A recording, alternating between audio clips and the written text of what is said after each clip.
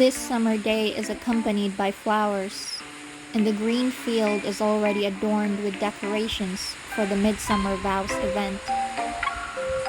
As a ceremony planner, I'm currently picking out the ribbons that will be used at the venue. Occasionally, I hear Xavier's voice via my earpiece. What's the hourly rate for handing out flyers? Let me finish this first. Then I'll ask about it. Come to think of it, Xavier never mentioned what his role was. Did they rope him into doing odd jobs? I need to make these artificial flowers look real in the photos. I'll do my best. Looks like he's a photographer now. Is he working at the photo display? They're all delicious. I'm not just tasting them. They want me to make mini fondant cakes here? Well... Wait, he has to bake too? Xavier! Hearing his enthusiasm, I quickly call out to him in a hushed tone. He pauses on the other end. I'm sorry. I'd like to participate in the event, but I need to head back.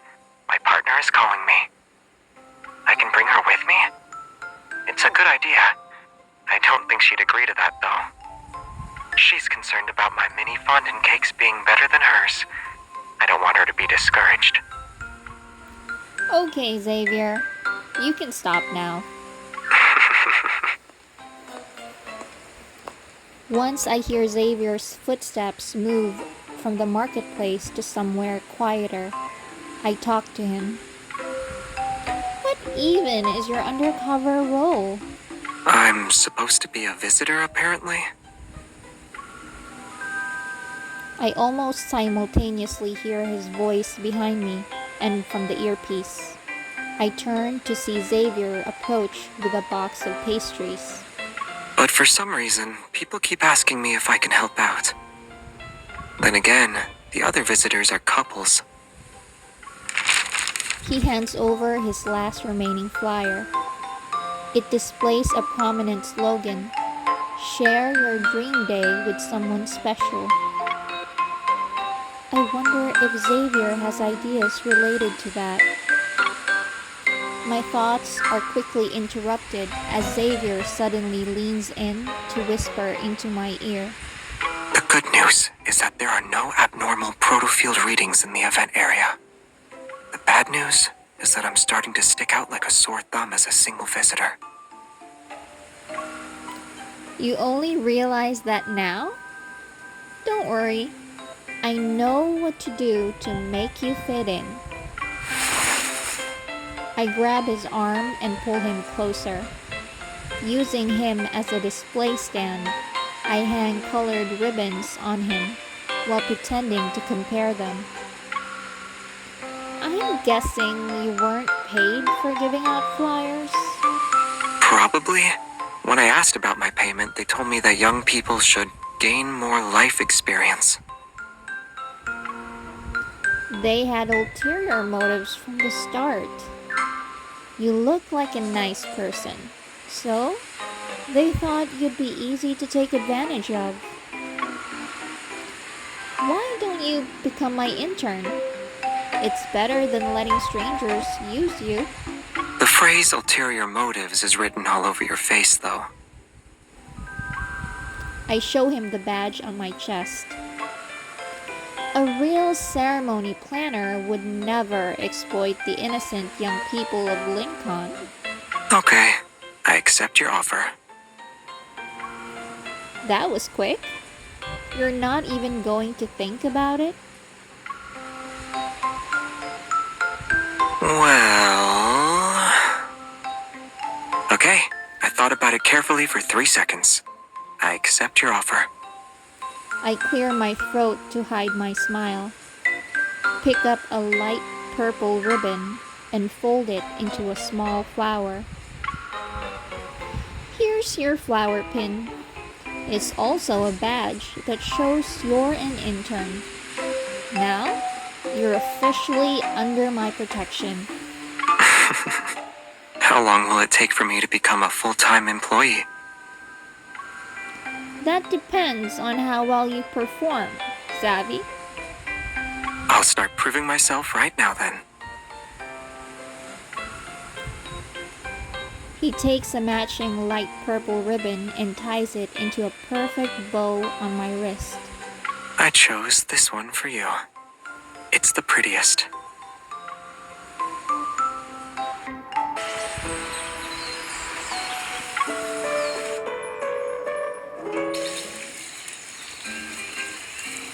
The basic setup is almost done. A large shipment of fresh flowers, which will be used for decoration, arrives at the ceremony's supply station. Oh, Xavier's here too.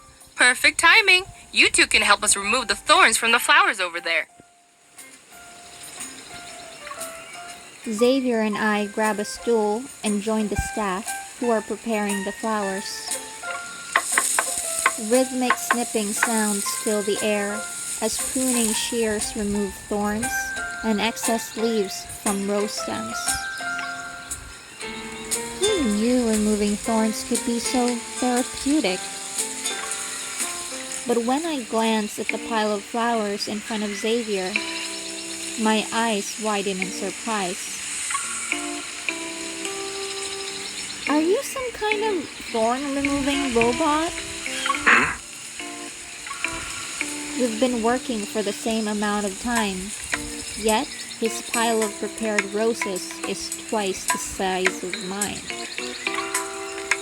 Ah, you must have been an intern at Philo, right? I watched Jeremiah do it a few times and picked up the technique. It's settled then.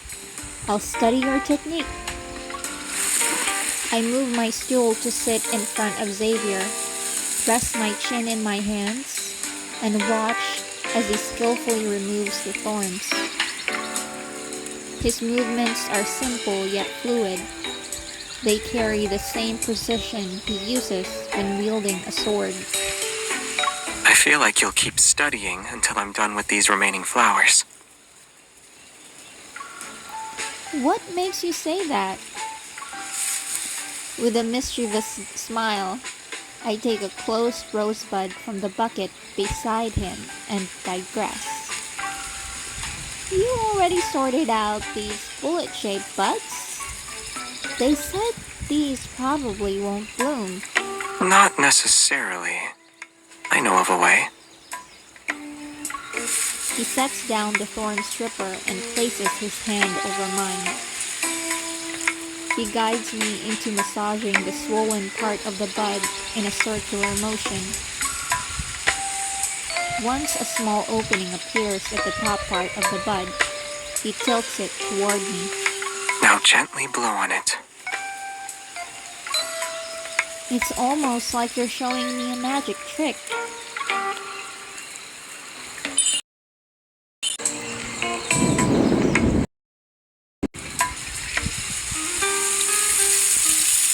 Somewhat skeptical, I blow on the tip of the bud. I'm amazed as its petals begin to unfurl one at a time. Wow! It's official. You've been promoted from thorn-removing robot?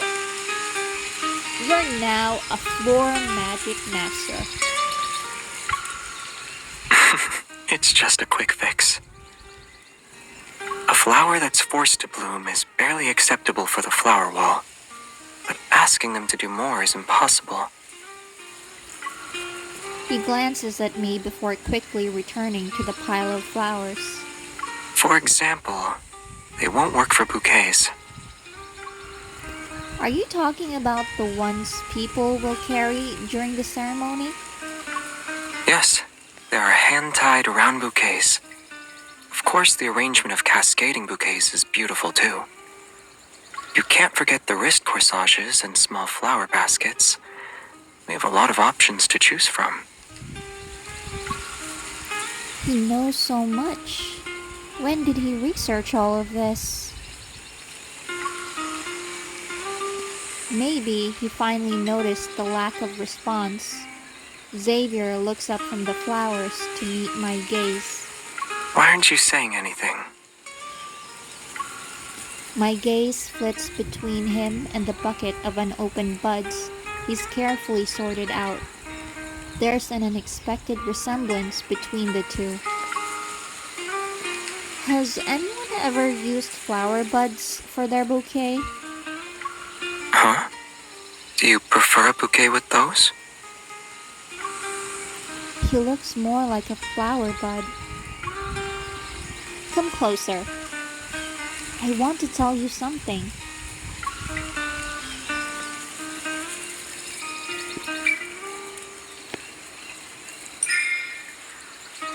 His fluffy hair feels nice. Compared to handling flower stems, ruffling it helps me distress better. Don't worry. Even if you turn into a shy flower bud, I'll coax you into blossoming by rubbing your tummy and whispering warm words. You'll definitely open up then. While I can't imagine why you thought of that, actually, I don't know if I should feel reassured or worried. You still haven't answered my question. Which type of bouquet do you think is best? I squint at my favorite flower bud. Then I start counting the conditions using my fingers. You only mentioned a bouquet's arrangement, but I think being beautiful isn't enough. My ideal bouquet needs to be beautiful, practical, and most importantly, one of a kind.